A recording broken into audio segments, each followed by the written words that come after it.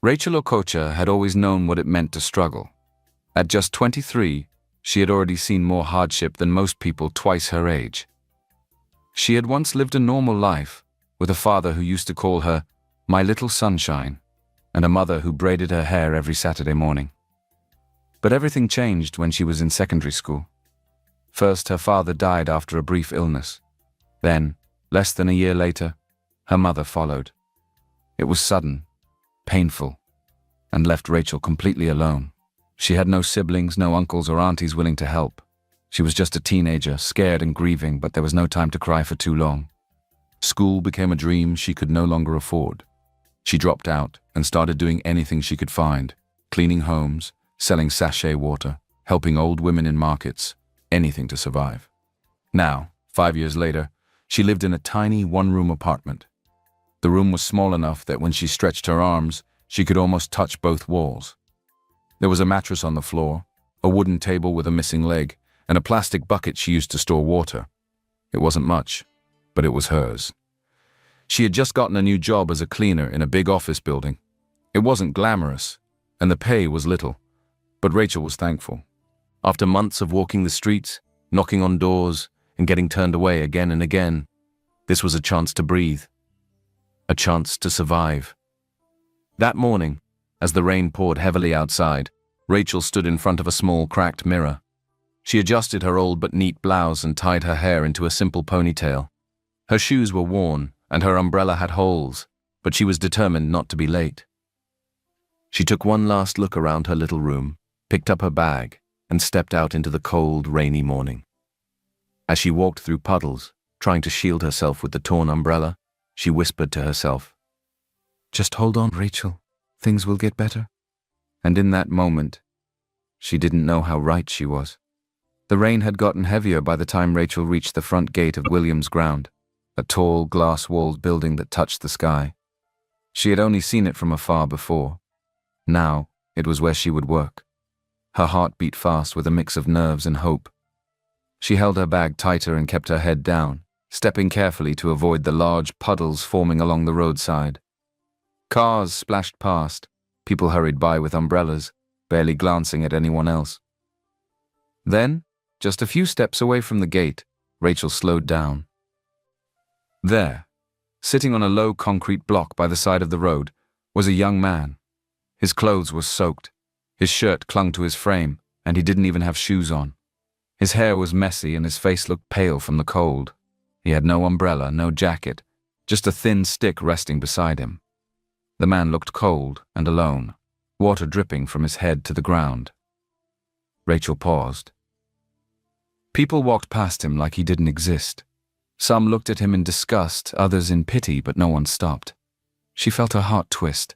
Just as she was about to go over to him, something unexpected happened. A boy, no more than 16, walked quickly past the man, then doubled back in a flash. Rachel watched in shock as the boy snatched something from the man's side, his wallet, and ran. He stood up, confused, and that's when Rachel noticed him reach for the stick and slide a pair of dark glasses onto his face. That's when she understood he was blind. Rachel didn't think twice. "Hey!" she shouted, and without a second thought she dashed after the thief. Her slippers splashed through muddy water. The boy was fast, weaving between people, but Rachel was determined. She chased him down the sidewalk, breathing hard, heart pounding, feet slipping. At the corner of the street, the boy tried to scale a small fence, but Rachel grabbed the back of his shirt. "Give it back!" she shouted. The boy hissed at her and tried to shake her off, but Rachel held tight. She pulled the boy down. The boy dropped the wallet and ran, disappearing into the rainy crowd. Rachel picked up the wet, worn-out wallet and turned around, panting. Her clothes were soaked, but she didn't care. She hurried back to the blind man who was still standing in confusion. "Sir," she said gently, placing a hand on his arm. "It's okay. I got it back." He turned his head slightly toward her voice. His face was calm but tired. "You ran after him?" he asked, his voice deep but soft. "Yes," Rachel replied, pressing the wallet into his hand. "Here it is. You're safe now." The man held the wallet tightly. He turned his face slightly up toward the sky as if listening to the sound of her voice. "Thank you." he said quietly. Thank you so much. You didn't have to do that. Rachel shook her head. I couldn't just stand there and watch. For a moment they stood in silence. The rain continued to fall, soaking them both, but Rachel didn't move. The man's hands trembled slightly as he held the wallet close to his chest. Rachel glanced at him again. His clothes were old, but there was something odd, something that didn't fit. On his wrist, just under the soaked sleeve, was a watch. Not just any watch. It was silver and shiny, with what looked like tiny diamonds around the edges. Rachel had seen something like it once in a magazine. It cost more than her rent for a whole year. She laughed gently. She was probably imagining things. There was no way the watch was real.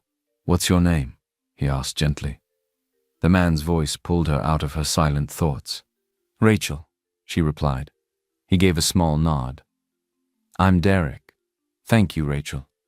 Not many people would do what you just did. Rachel gave him a small smile. It's okay. You shouldn't be out here like this. You'll catch a cold. He didn't answer right away. He just stood there quietly, the rain still falling around them. Rachel looked at her watch. She was going to be late.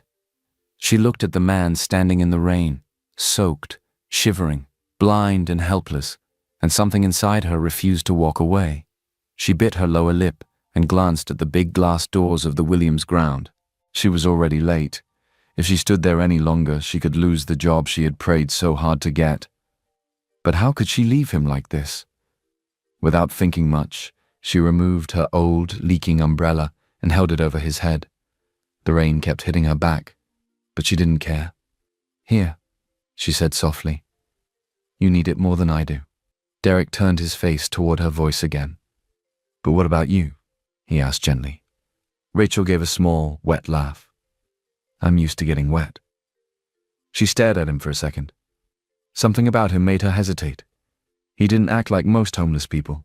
There was calmness in his voice, strength in his stillness. She looked at the umbrella in his hand, then at the street around them. Still, no one was stopping. No one was helping. Her heart ached. You should go home, she said softly. You can't stand here like this. Derek stayed silent. Rachel reached into her bag and pulled out the only money she had for the day. It was meant for her lunch and transport back home, but she didn't care. Here, she said, placing the wet notes gently into his hand. Buy something hot to eat, and take a cab home. It will be safer. Derek's hand closed around the money, but then he opened it again and held the notes back out to her. I can't take what you need to survive, he said quietly. Rachel stared at him. The rain was running down her forehead, into her eyes, but she didn't blink. I'm okay, she said, trying to smile. You need it more than I do. But Derek shook his head again. You've already done enough. Rachel hesitated. Her eyes flicked to the large clock at the top of the building. She sighed and made a sudden decision. All right then, she said. You're coming with me. Derek tilted his head, confused. To where? My work, she said quickly. I don't know where else to take you, but I can't leave you here. She reached for his arm gently and guided him as they crossed the street. People looked at them strangely, some with pity, some with judgment. But Rachel didn't stop. She walked through the glass doors of the building, her wet shoes squeaking on the floor. She greeted the security guard quickly and headed straight to the janitor's section.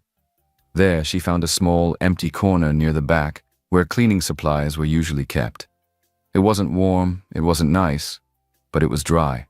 Just stay here for a while, she said, helping him sit on a small bench. I'll be nearby. I need to start my cleaning before they fire me. Derek didn't argue. He sat down quietly, resting his stick beside him. Rachel pulled a towel from her cart and handed it to him. Here, dry off a bit. He accepted it with a quiet nod. Thank you, Rachel, he said softly. She smiled, though he couldn't see it. No problem, she whispered. Then she grabbed her mop and bucket and hurried off to start her work. Her clothes still wet, her stomach empty, but her heart strangely full. She moved quietly from one corner of the building to another, her mop sliding across the shiny floor. The smell of floor cleaner mixed with the scent of perfume from the office girls who walked past her without a glance. She had finished wiping down the ground floor and was now heading to the upper corridor.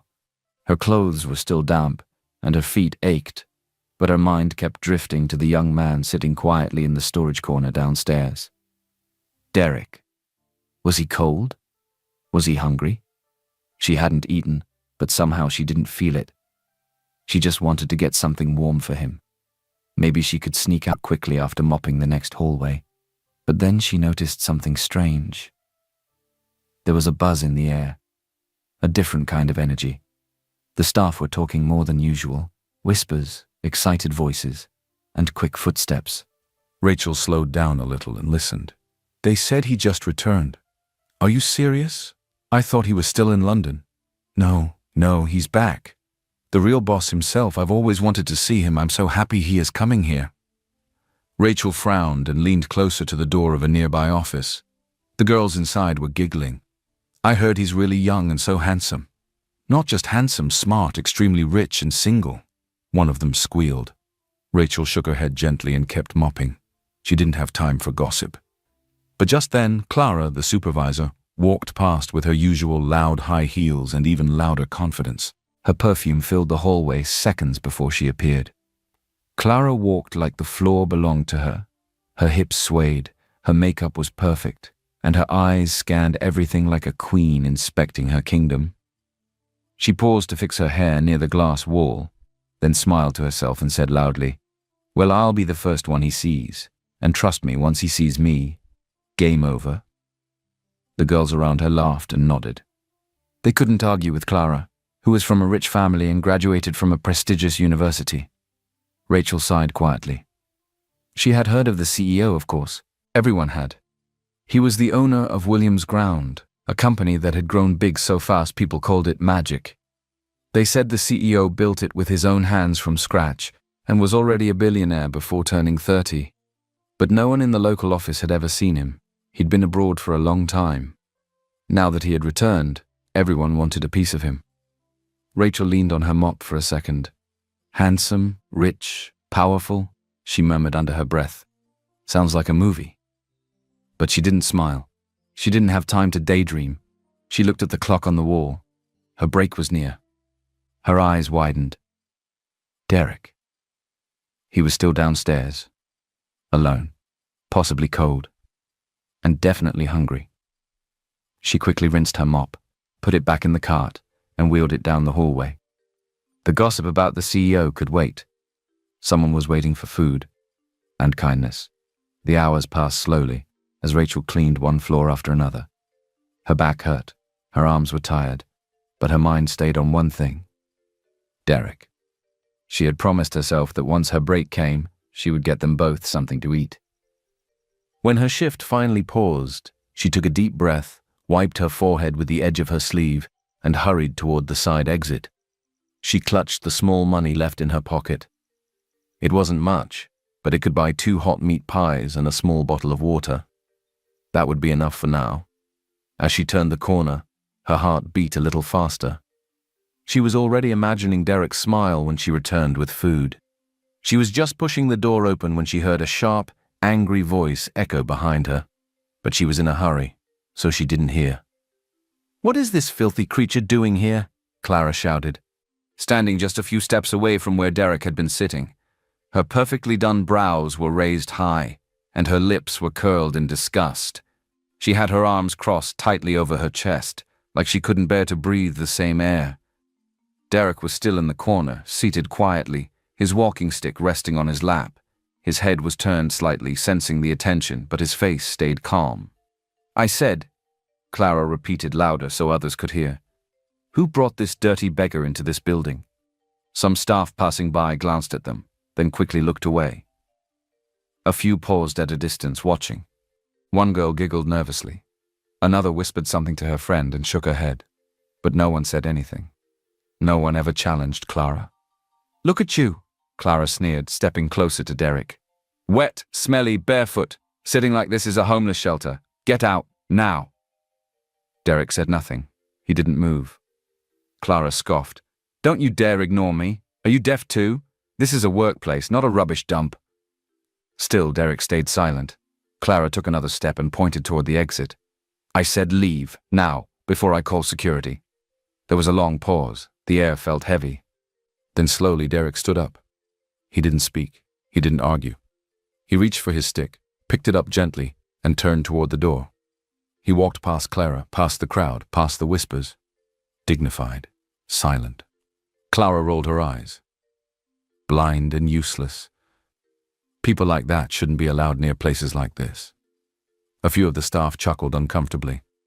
Few minutes later, Rachel didn't even realize she was walking fast until she pushed through the front door and stepped back into the building, dripping rainwater across the polished floor. Her eyes scanned the hallway. Derek was gone. She rushed to the corner where she had left him, but it was empty. The towel she had given him was folded neatly on the bench. Her heart dropped. Then she saw him. He was standing just outside the main gate, the rain pouring over his shoulders again. He held his stick quietly, his head slightly bowed. Rachel's heart burned. She stormed outside, rain slapping her face, but she didn't care. "Derek," she called. He turned slightly at the sound of her voice. Rachel ran to him and placed her hand on his arm. "What happened? Why did you leave?" He didn't answer right away. Then he said softly, "She asked me to go," loudly.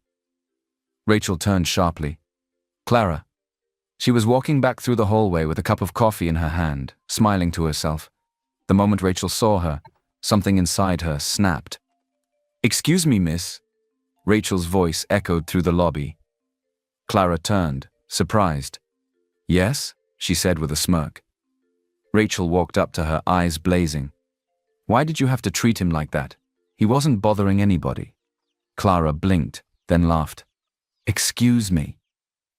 You insulted him, humiliated him, in front of everyone and set him away in this heavy rain. He's a beggar, blind and useless," Clara said flatly. "He doesn't belong here." Rachel stepped closer. "He's a human being." Clara's smile faded. Her eyes narrowed. "And you? A cleaner? Think you can talk to me like that? You think you can lecture me?" Rachel didn't flinch. Respect doesn't come with job titles. Being nice is only human. For a second, there was silence. Clara looked Rachel up and down like she was a cockroach that had crawled into her expensive shoes. Then she said coldly, "You've just made a big mistake." Rachel held her gaze. "Maybe. But I'd rather make a mistake for standing up for someone than stay silent and be like you." Clara's jaw clenched. She looked down at her watch, then took a deep breath and smiled stiffly. "Your shift is over, isn't it?" Rachel nodded. "Good," Clara said. "Run along then. Take your stray puppy with you." Rachel ignored her and turned back to Derek. "Come," she said gently, placing her hand on his arm again. "Let's get out of here." Outside, the rain had slowed to a drizzle.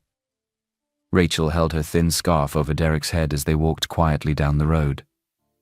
"Do you have anywhere to go?" she asked softly. Derek hesitated. "Not really," he said. "I sleep in unfinished buildings. Wherever it is dry." Rachel's stomach tightened. She looked at him again. Soaked shirt, torn shoes, that calm face with those dark glasses hiding his eyes. He looked helpless, yet calm. She frowned, thinking, bringing a stranger home? Was that wise? But then she looked at him again and sighed. "He's blind," she whispered to herself. "He looks harmless." And something about him told her he wasn't like others, and he wasn't just homeless and helpless. He was blind too. She made up her mind. "All right," she said quietly. "You can stay with me, just for a week, till we figure something out." Derek turned his face toward her voice. "Are you sure?" Rachel gave a small smile. "Let's go." And together, they disappeared into the wet street. Two strangers, both with stories, both carrying more than they showed. Rachel pushed open the creaky door to her one-room apartment and stepped inside, gently guiding Derek behind her. The room was small and quiet. The floor was bare cement, and there was only a thin mattress on one side, a small wooden table with a cracked leg, and a plastic container of water in the corner. A faded curtain fluttered at the window from the soft night breeze. "It's not much," she said softly, "but it's dry, and it's mine." Derek stepped inside slowly, tapping the floor lightly with his stick.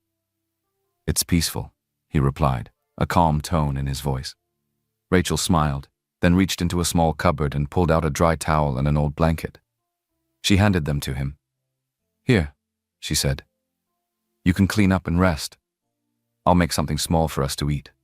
"Thank you," Derek said, his voice low. Rachel turned to her little stove and began boiling some rice. She added a bit of seasoning and oil, nothing fancy, but it was warm and enough for two. As it cooked, she glanced at Derek, who now sat on the mattress, drying his hair with the towel. That's when she saw it again. The watch. Even in the low light, it gleamed. It looked far too expensive to be on the wrist of a man with no shoes and no home. The silver band sparkled, and Rachel could just barely see the tiny diamond-like stones around its edges. Her brow furrowed slightly. She walked over with 2 small plates of food and sat beside him. As they ate quietly, her curiosity got the better of her. "That watch," she said carefully, pointing toward his wrist.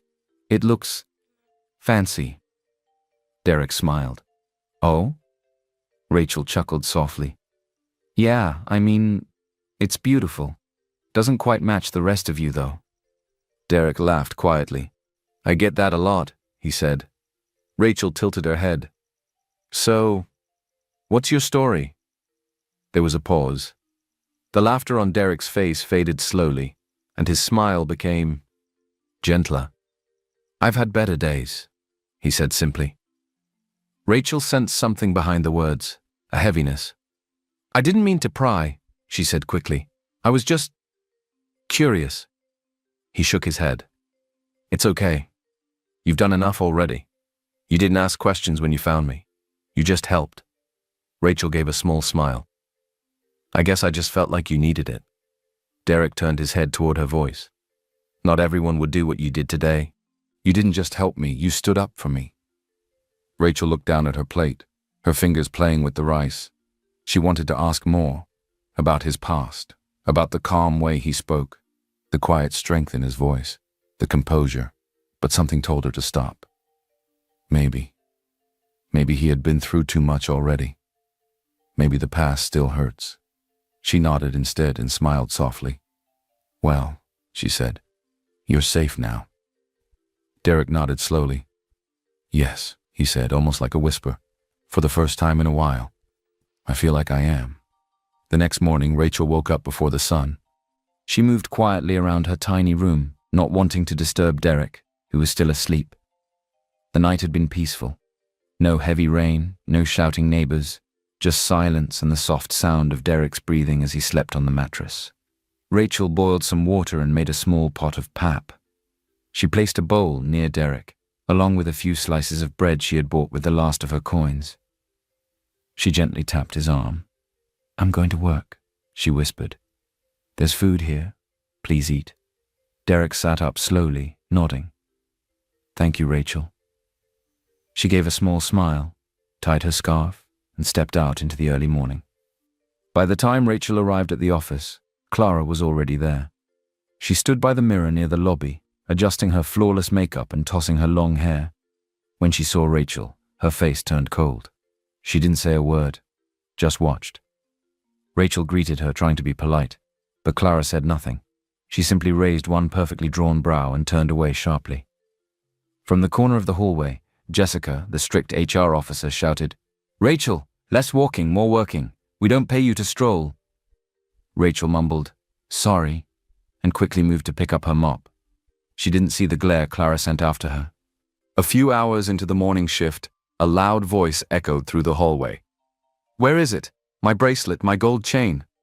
Clara's voice was sharp, panicked, dramatic. Staff began to gather around her office door as she stormed out, pointing at her handbag. "I left it right here," she cried. "In this bag. It's not here anymore." Jessica frowned. "Are you sure?" "I know what I'm saying," Clara snapped. "It was a gift from my sister in Paris. Someone here must have taken it." There was murmuring in the hallway. Rachel was in the restroom when she bent down to pick up a dirty tissue from the floor and saw something shiny near the bin. She reached for it. A delicate gold chain. Her eyes widened.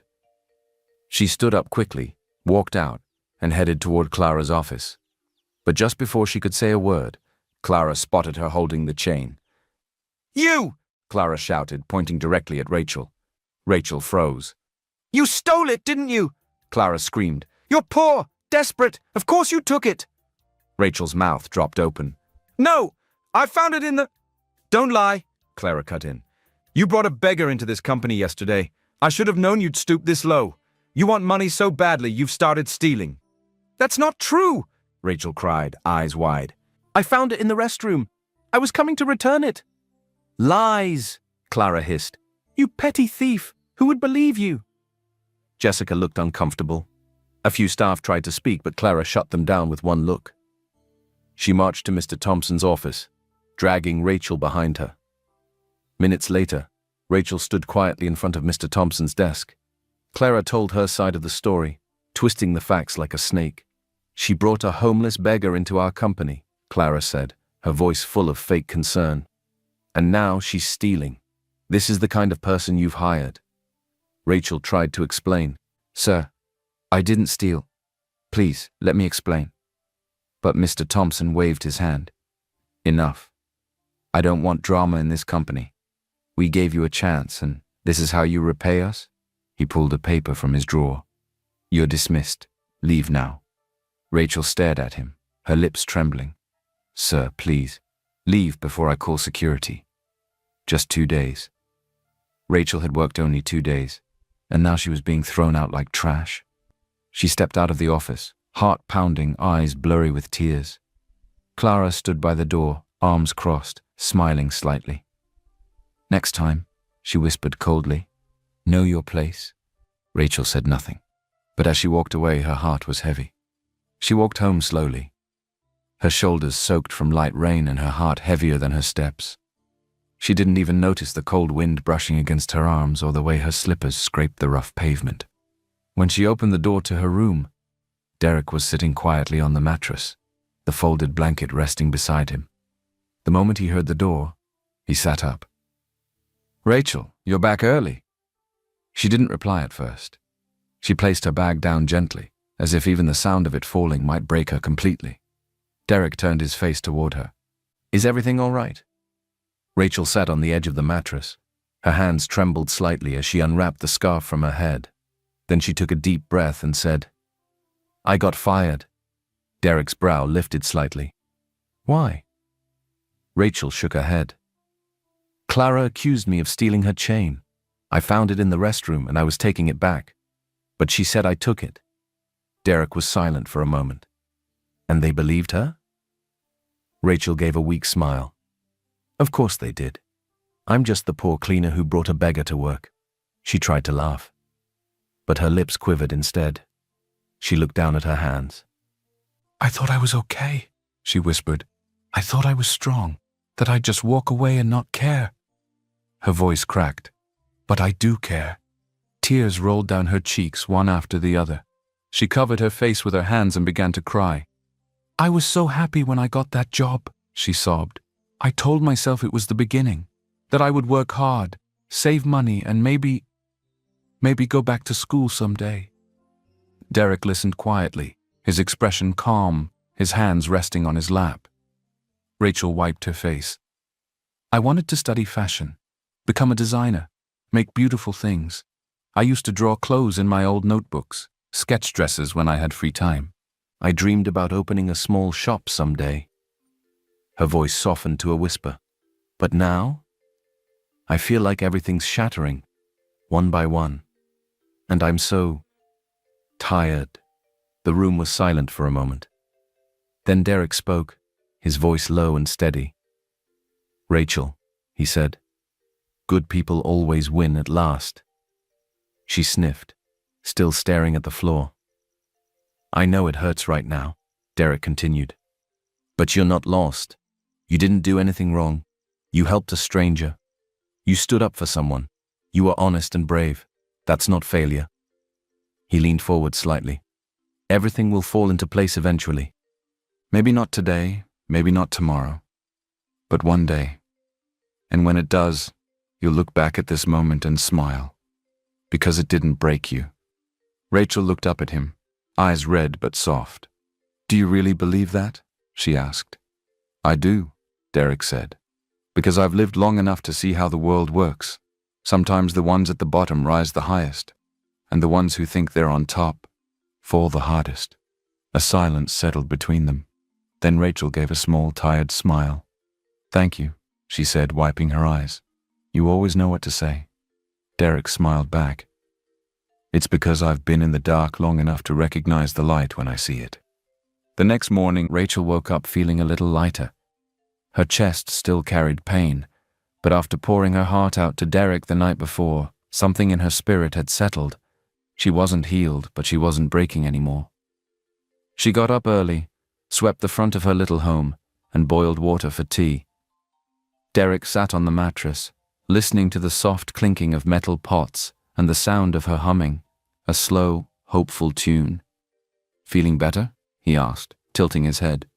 Rachel smiled faintly. A bit. I guess talking helped. But things were far from easy. That evening, after returning from job hunting in town, Rachel lit a small fire just outside her door. She placed a rusted grill on top and began to roast some corn she had bought from a nearby farm stand. She didn't have much, but roasting corn in the evenings might earn her a little money. If she sold 10, maybe she could eat. If she sold 20, maybe she could save. During the day, she roamed the streets, going from shop to shop, office to office, asking if they needed any help. Most said no. A few said maybe. But no one gave her a job. Let me come with you, Derek offered one afternoon. I could maybe help somehow. Rachel turned to him quickly. No, Derek. You need to rest. But you're blind, she said gently, placing a hand on his shoulder. I can't risk you getting hurt out there. Derek sighed but didn't argue further. And so Rachel worked. Hard. Too hard. Every day she walked miles under the sun, knocking on doors. Every night she returned home, lit the fire, and roasted corn with tired hands and aching feet. She barely ate. She barely slept. And she never complained. But her body began to give up. One evening, while placing corn on the fire, Rachel felt dizzy. The world spun, her knees buckled, and the last thing she heard was Derek's voice calling her name before everything went dark. When she opened her eyes again, the world was white. Soft pillows, a clean bedsheet, and the hum of a ceiling fan greeted her. She blinked. Was she in a hospital? She tried to sit up but winced. Her head hurt. Her arms felt weak. A nurse entered the room with a gentle smile. You're awake. That's good. Rachel licked her dry lips. Where am I? You're in St. Hope's private hospital, the nurse replied, adjusting her IV line. You had severe malaria and collapsed from exhaustion, but you're safe now. Rachel's brow furrowed. How did I get here? The man who brought you didn't say much, just asked that we treat you well. He left shortly after. Rachel's heart skipped. Derek? The nurse shrugged. He didn't leave a name. Rachel looked around. On the side table was a tiny key holder, a little fabric charm shaped like a sun. It wasn't hers. Her chest tightened. Your bill, the nurse added gently, was fully paid for, anonymously. Rachel stared at her. Paid, she repeated. All of it? The nurse nodded. Every single penny. Later that evening, when she was discharged, Rachel stood outside the hospital door holding the tiny key holder, her heart heavy and grateful all at once. She scanned the street. No sign of Derek. Her eyes searched the corners, the alleys, but he was nowhere in sight. She held the key holder to her chest. He's blind, she whispered to herself. Where could he have gone? She didn't know, but deep inside she prayed, please let him be safe. While Rachel was being discharged from the hospital and wondering where Derek had gone, he was already miles away, back home. Not just any home, a mansion. Tall white gates opened slowly as a black car pulled into a long driveway lined with trimmed hedges and flowering trees. Inside the mansion, marble floors gleamed and chandeliers sparkled. Derek stepped out of the car and removed his dark glasses. There was nothing wrong with his eyes. He looked around at the familiar walls, the grand staircase, the quiet staff bowing slightly as he passed. He nodded gently at them, still deep in thought. Derek Williams, founder and CEO of Williams Group. Young, brilliant, and mysterious, he had built his empire from scratch. Years of sweat, sacrifice, and silent nights working alone had brought him success. Abroad, people admired his intelligence and leadership, but in his heart, Derek had never forgotten the value of one thing: kindness. That was why, when he returned to the country a few weeks earlier, he didn't walk into his office wearing a suit, demanding attention. Instead, he had chosen a different path. He had dressed in plain clothes, removed his shoes, and walked to the very front of his own company, the place he had built from the ground up, and sat there, like someone in need. No one recognized him. No one stopped. Some people laughed. Others looked away. Some whispered insults as they passed. Clara, loud and proud, had looked him up and down like he was trash. She didn't know he owned the very floor she walked on with such pride. Then came Rachel. Tired, underpaid, and barely surviving, but with a heart full of compassion. She gave him her umbrella.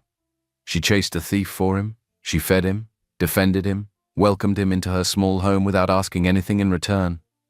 And she did all this despite having no idea of who he was. And that moved Derek more than words could say. He had stayed longer than he planned, just to be close to her, to see her laugh, hear her speak, feel her warmth. But it hurt him deeply watching her struggle, roasting corn in front of a broken home, walking miles every day just to be rejected again and again, until finally falling ill. When she collapsed, he had panicked.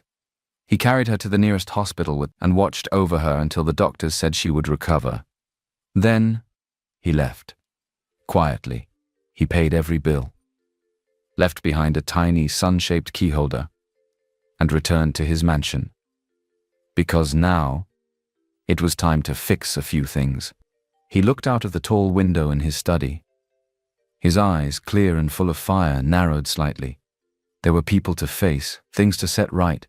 But soon, he would see her again, because she had touched something in him that money, power, and fame never could. And he wasn't about to let her go. 2 days passed. Rachel sat quietly on her mattress, staring at the little sun-shaped keyholder lying on her table. She had barely touched her food, barely slept. Every evening she looked out through her small window, hoping to see a familiar figure tapping his way gently down the road with a walking stick. But Derek never came. He didn't leave a note, didn't send a message. Rachel sighed deeply and ran a hand over her tired face. There was no way to call him, no way to ask where he was, or if he was okay. She sat there in silence, her heart tight in her chest. Then it hit her. 7 days. It had been exactly 7 days since she brought Derek home. And she had told him that first night. Just for the night. Maybe a week. Maybe. He had taken her words seriously. Maybe he had left because he thought his time was up. But still, he could have said goodbye. Rachel blinked back tears. Maybe it's for the best, she whispered to herself, forcing a smile. He probably has somewhere better to be. But even as she said the words, her heart ached. Meanwhile, back at the Williams Group main building, the atmosphere was different, tense, quiet.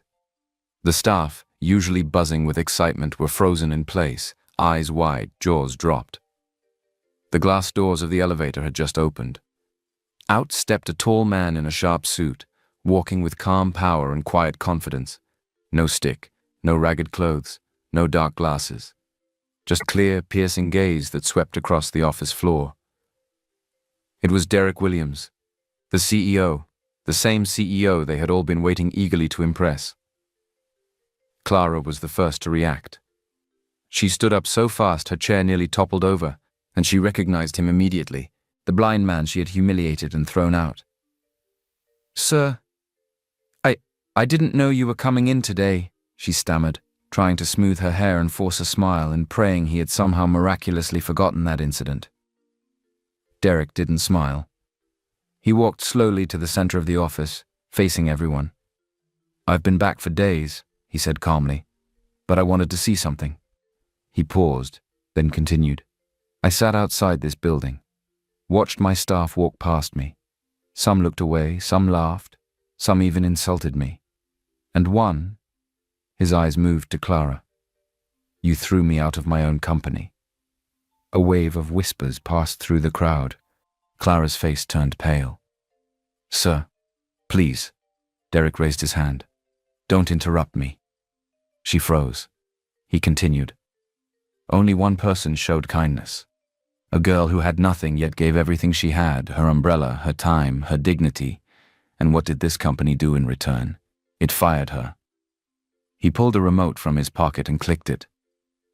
A large screen flickered to life behind him, showing CCTV footage, Clara holding her bag, placing it down, then faking panic. Her expressions, her timing, her fake tears, all clearly acted.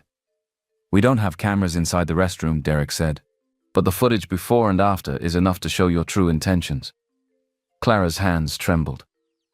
Sir, I can explain. There's nothing to explain, Derek said coldly. You accused an innocent girl.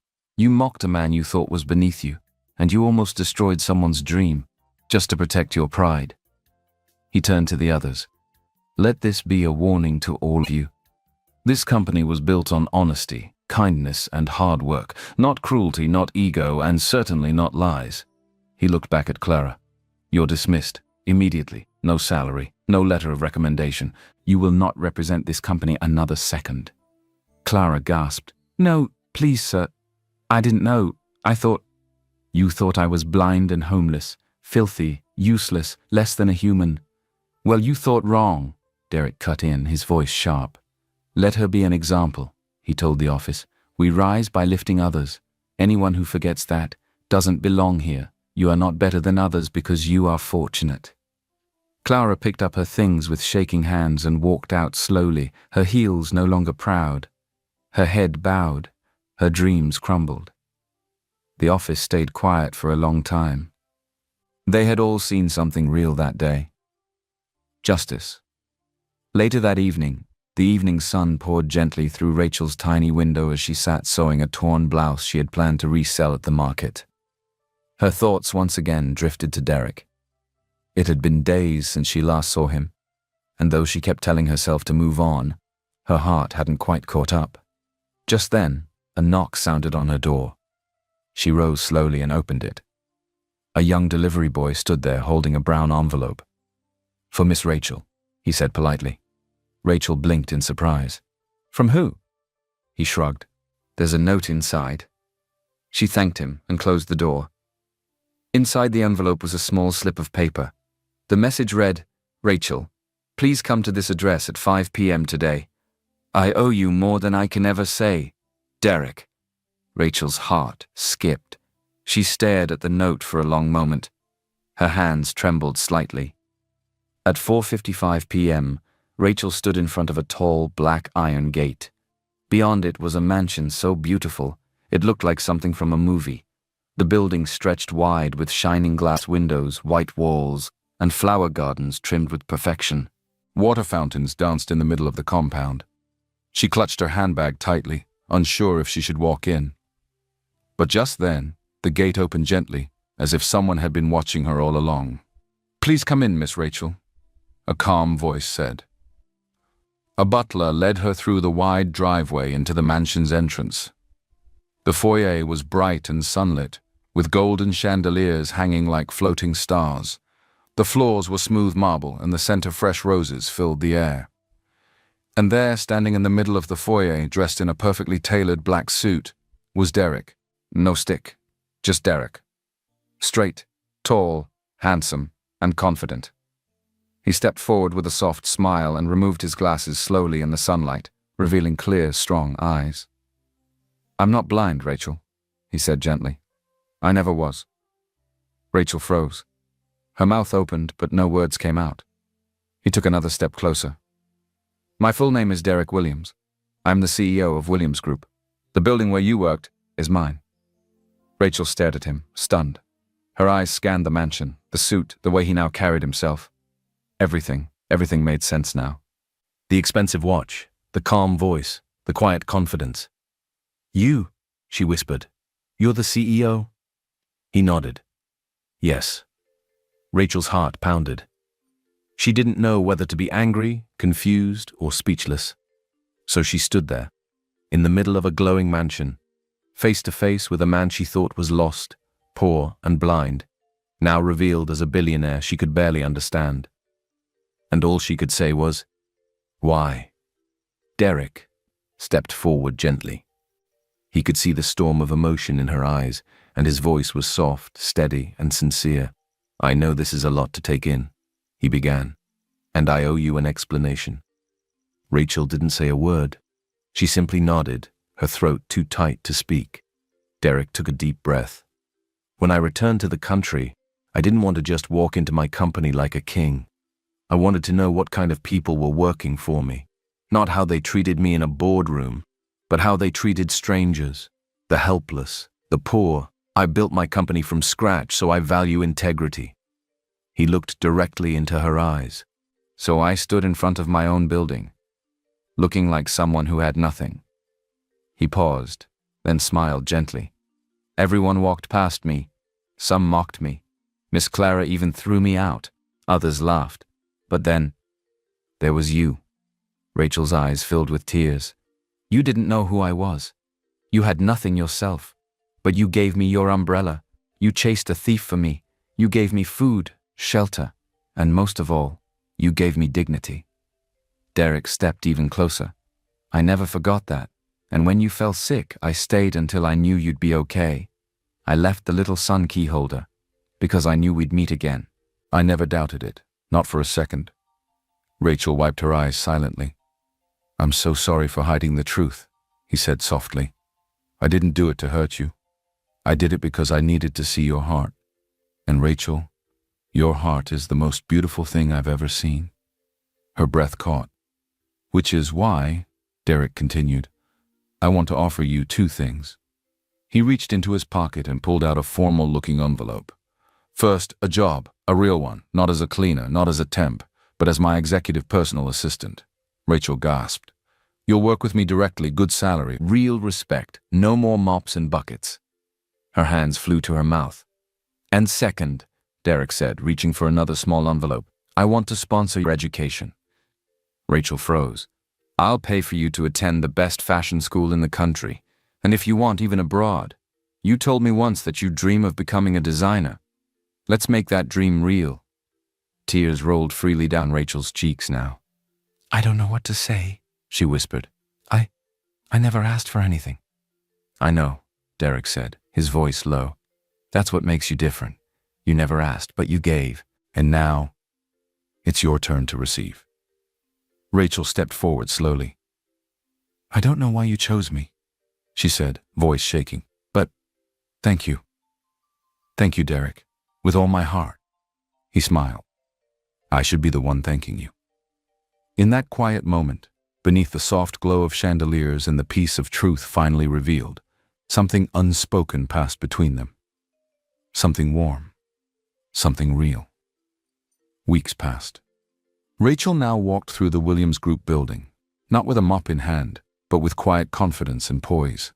Her ID badge read, Executive Personal Assistant, and her work desk sat just outside the CEO's office. Everywhere she went, people greeted her with respect.